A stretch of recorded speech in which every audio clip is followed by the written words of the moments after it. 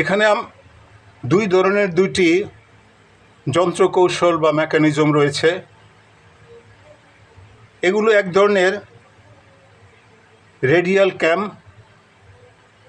Mechanism বা যন্ত্রকৌশল। এখানে আমরা দেখতে পাচ্ছি নিচে দুইটি রেডিয়াল ক্যাম রয়েছে। একটি ক্যামে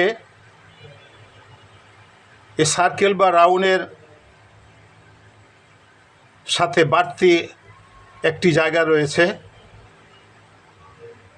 এবং বাঁদিকের এই রেডিয়াল ক্যাম্পে এরকম দুইটি বাড়তি জায়গা রয়েছে এবং উপরে যে দুইটি জিনিস রয়েছে এগুলি এক ধরনের ফলোয়ার। এগুলি অসিলেটিং মোশনে এইভাবে এগুলি কাজ করবে। এছাড়া এগুলো চেঞ্জ করে প্রয়োজনে এরকম লম্বা চলাচল করার জন্য একটি ফলোয়ার ব্যবহার করা যেতে পারে, যা সরল গতিতে চলাচল করবে বা লিনিয়ার মোশনে চলাচল করবে। এখানে যে ক্যাম্পটি রয়েছে এটাতে এই ক্যাম্পটি একবার ঘুরলে উপরের যে ফলোয়ারটি